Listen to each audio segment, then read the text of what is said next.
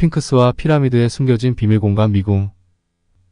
안녕하세요. 미스테리함 채널에 오신 것을 진심으로 환영합니다. 오늘의 주제는 스핑크스와 피라미드에 숨겨진 비밀 공간 미궁이라는 주제로 영상을 준비하였으니 재미있게 시청하시길 바라며 바로 시작하겠습니다. 이집트 문명은 피라미드를 비롯한 다양한 유적으로 유명합니다. 특히 스핑크스는 그리스 신화에도 등장하는데 원래 그리스 신화에서 수수께끼를 내는 스핑크스 이야기에서 유래했습니다. 그래서 재미있는 설화가 있어 잠시 소개시켜드리고 다음으로 넘어가도록 하겠습니다. 그리스 신화에서 스핑크스는 테베 입구에서 지나가는 사람들에게 수수께끼를 내어 풀지 못하면 잡아먹는 괴물로 묘사됩니다. 오이디푸스가 이 수수께끼를 풀어 스핑크스를 물리쳤다는 전설이 있습니다. 그렇다면 스핑크스가 내었다는 수수께끼에는 무엇이 있는지 알아보겠습니다.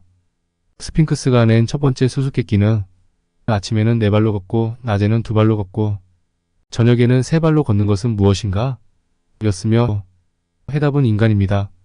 아기는 4발로 기어다니고 성인은 2발로 걷고 노인은 지팡이를 짚고 걷기 때문입니다. 두 번째 수수께끼는 2자매가 있다. 언니가 동생을 낳고 동생이 언니를 낳는다. 이 자매는 누구인가? 였으며 해답은 낮과 밤입니다. 낮이 지나면 밤이 오고 밤이 지나면 낮이 오기 때문입니다. 세 번째 수수께끼는 망자를 살려내며 너를 울고 웃게 하고 젊게 만들어주며 찰나에 태어나지만 평생 지속되는 것은 무엇인가? 였으며 해답은 기억입니다. 기억은 우리의 감정을 자극하고 오래도록 지속됩니다. 네 번째 수수께끼는 이것은 새와 짐승, 나무, 꽃 그 모든 것을 집어삼키고 새를 갉아먹고 강철을 씹어먹으며 단단한 돌을 가루로 갈아내며 왕을 죽이고 마을을 파괴하며 높은 산을 깎는다. 이것은 무엇인가? 였으며 해답은 시간입니다. 시간은 모든 것을 변화시키고 결국에는 모든 것을 소멸시킵니다. 다섯 번째 수수께끼는 몇몇은 숨으려 하고 몇몇은 속이려 하지만 시간이 지나면 반드시 만나야 하는 존재. 그 이름을 맞춰보라. 내가 소환될 때가 오면 반드시 알게 될 것이다. 였으며 해답은 죽음입니다. 죽음은 피할 수 없는 운명입니다. 이 수수께끼들을 풀어낸 사람은 바로 오이디푸스입니다. 그는 스핑크스의 수수께끼를 모두 풀어내어 테베를 구하고 왕이 되었습니다. 지금까지 그리스 신화에 등장하는 스핑크스가 수수께끼를 내었다는 설화 이야기를 들려드렸습니다. 그러나 이집트, 메소포타미아, 페르시아, 동남아시아 등에서도 스핑크스처럼 사람과 사자가 섞인 동물의 유물이 발견됩니다. 이 유물들은 각 지역의 신이나 괴물을 묘사한 것이었으나 기록이 소실되고 재발견되면서 모두 스핑크스라는 이름을 붙이게 되었습니다. 이집트의 스핑크스에 관한 유래로는 비극적인 영웅 오이디푸스가 스핑크스의 수수께끼를 풀어 그리스를 구했다는 유명한 신화로 시작합니다. 찬란한 문명을 자랑하던 그리스는 당시 이집트에 비해 한참 뒤떨어진 문명이었습니다. 헤로도토스가 쓴 인류 최초의 역사서에는 이를 뒷받침하는 재미있는 기록이 있습니다. 그리스인이 이집트인과 만나 우리는 3대 앞의 조상이 신이다라고 말하자 이집트인들은 나는 20대를 올라가도 인간이다라고 답했습니다. 이 기록은 이집트의 역사가 그만큼 오래되었음을 의미합니다. 당시 이집트 문명은 수백 년에서 수천 년에 걸쳐 그리스를 앞서 있었습니다. 그러나 오늘날 그리스의 역사에 비해 이집트에 대한 기록은 거의 찾아보기 어렵습니다. 이는 영국과 프랑스를 비롯한 유럽의 제국주의에 의해 많은 사료가 훼손된 탓이 크고 지리적인 이유로 이집트의 고대 문명의 연속성이 단절된 까닭도 있습니다. 당시 그리스인들은 이집트의 피라미드와 스핑크스를 보고 무척 놀랐습니다. 우수한 건축 기술을 자랑하던 그리스인들조차도 이 경이로운 건축물을 만드는 것은 불가능한 일이었을 것입니다.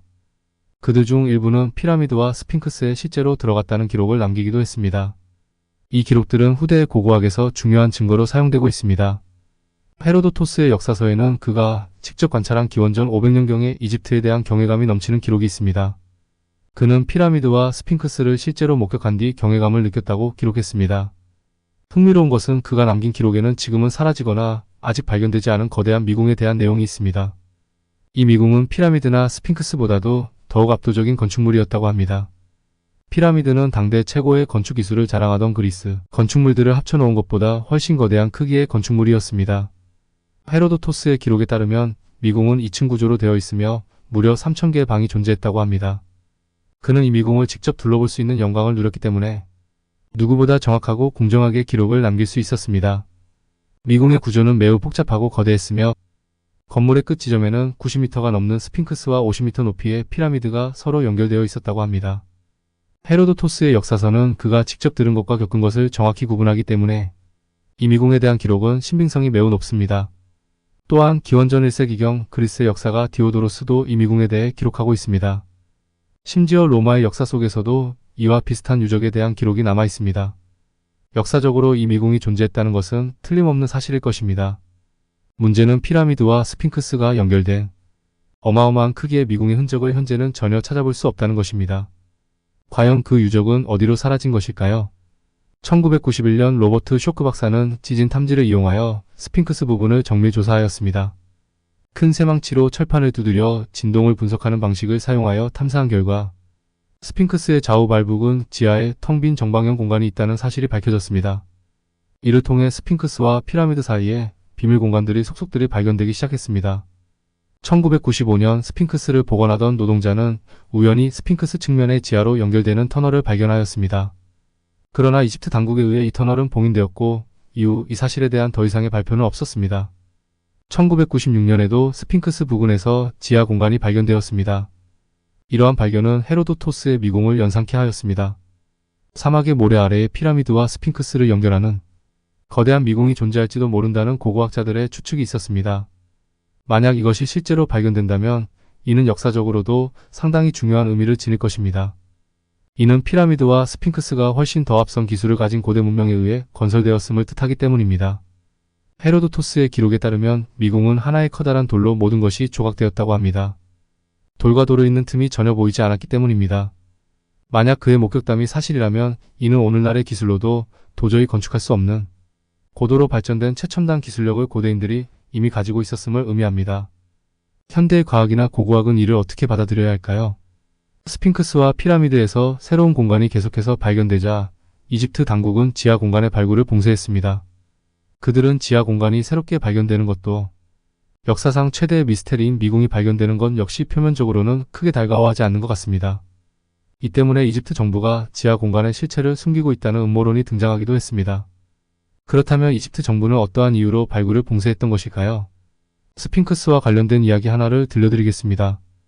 스핑크스는 매우 정교하게 조각된 얼굴을 갖고 있는 최고의 건축물 중 하나입니다.